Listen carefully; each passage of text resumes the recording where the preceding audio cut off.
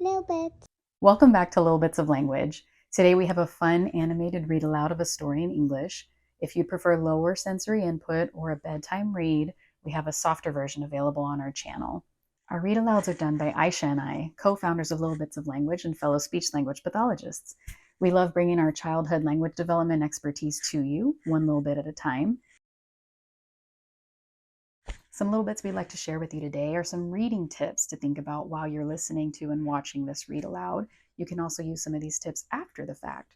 The first one is to use WH questions. Again, you can use this during the story and ask, who is that? Where are they going? What are they doing? And you can ask those questions after the story as well. This will really help seal in details and information about the story. The second is to pause when needed, whether you're pausing the video here to wait before you go on to the next part of the story. If you're reading an actual book and you're just taking the time to process, hey, what's going on? Let's kind of rehash what's been going on in the story before moving on. Use pauses generously as much as you need them. The third thing is to relate the story to a child's real life as much as possible. Maybe you're reading a story about a character going to the park and you all just went the day before and you can talk about that. Oh, remember we did this yesterday too. We saw some of these things as well. Maybe there's slides and a swing and things like that. So that's important to relate to their own life. And the last big tip that we have for this one is to retell when you can. Maybe you're going to, in those pauses, you might retell something that just occurred, or you might read through the whole story and allow an opportunity to retell after the fact by flipping through the pages and just letting the child point and talk about the story. This will be really important to, again, seal in any of those details you've already talked about, review and think about the story events that took place, and that starts to help them form their own narratives and how to structure stories in the future. So make sure you use these tips as needed. We leave them there just as something to think about and then remind you of, but you're certainly welcome to do any of those at any time that they feel right, and as much as you need to. So now let's get into today's story. The Three Little SUPERPIGS. Written and illustrated by Claire Evans. Once upon a time, there were 3 little pigs who captured the big, bad wolf in the house made of bricks. The hungry wolf fell down the little pig's chimney into a big pan of boiling water. He huffed and he puffed, but it was no use. He had fallen right into the pig's trap. "I'll get you one day, little pigs," the angry wolf shouted as he was carted off to prison. With smiles on their snouts, the 3 little pigs waved goodbye to the big, bad villain. The citizens of Fairyland were very happy that the big, bad wolf had been defeated. The little pigs were awarded special superhero status and became known as the 3 Little SUPERPIGS. Working together, they all rebuilt the whole town out of bricks to keep everyone safe. "We love you, SUPERPIGS!" From that moment on, the SUPERPIGS spent all their days being heroes and enjoying their newfound fame. When they weren't greeting their fans, they were fighting crime and stopping nursery rhyme bad guys. Meanwhile, deep inside happily never after prison, the very angry big bad wolf was hungrily plotting his revenge in his cold and dreary cell. A few weeks later, the SUPERPIGS were called to investigate a new crime. Mysteriously, one by one, bricks were starting to disappear all around Fairyland. This was very strange. The SUPERPIGS were on the case. Later that day, they received some shocking news. "The big bad wolf has escaped!" The residents of Fairyland were scared and once again turned to the SUPERPIGS for help.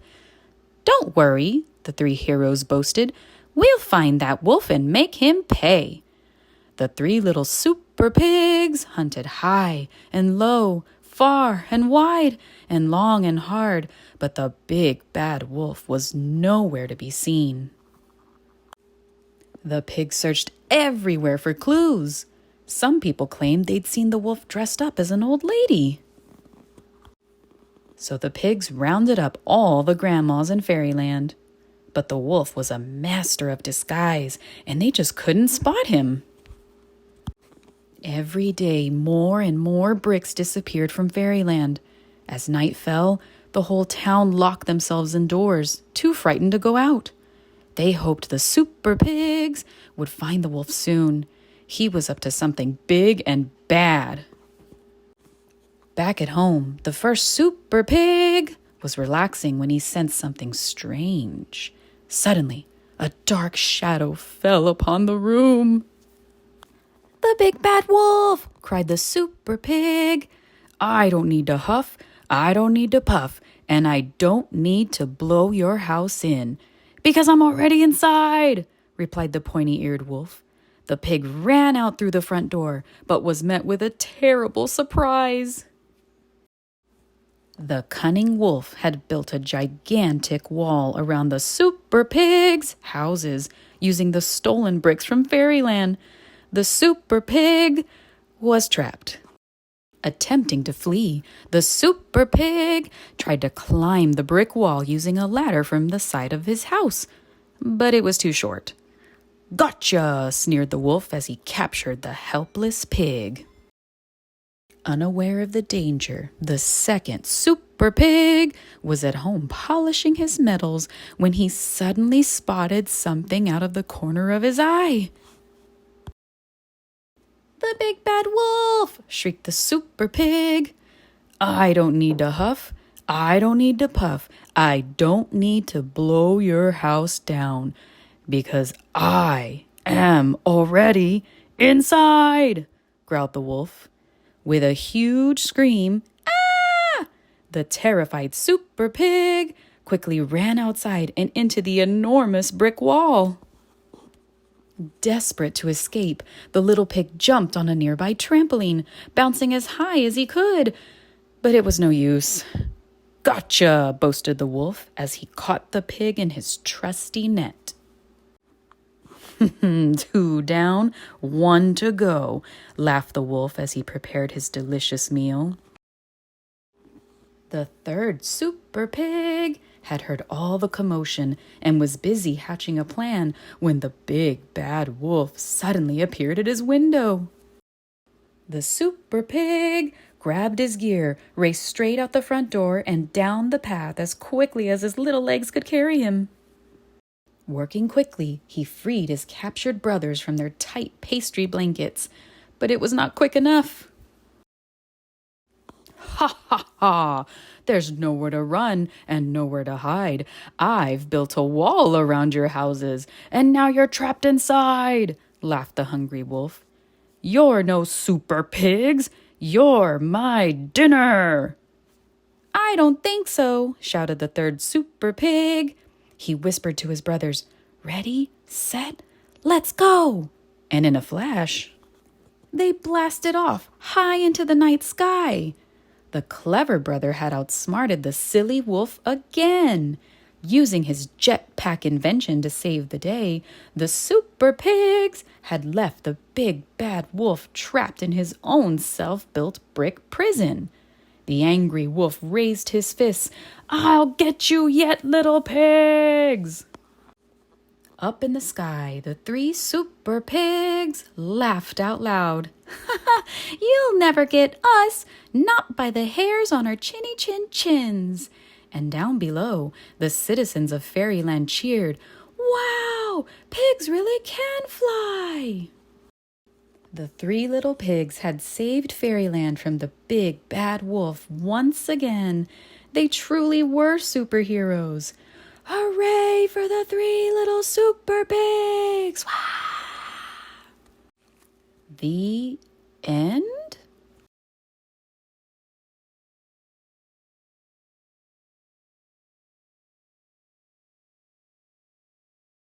What a great story, right? Now let's see how much everybody was paying attention. We're going to be putting up some questions that we as speech therapists use to check for understanding of the story. These questions can also be asked during the story, and you're welcome to do that when you watch the next read aloud, or if you want to stay tuned just after these questions show, there's going to be an opportunity to tell the story in your own words with a silent retell video. Now let's get into those questions. Good luck!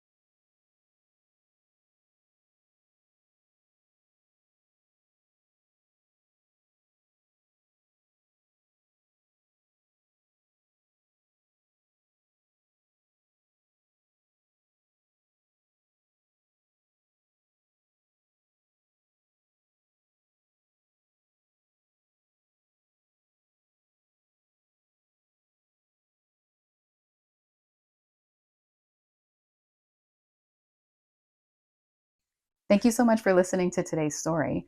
Remember to like and subscribe to stay connected with us.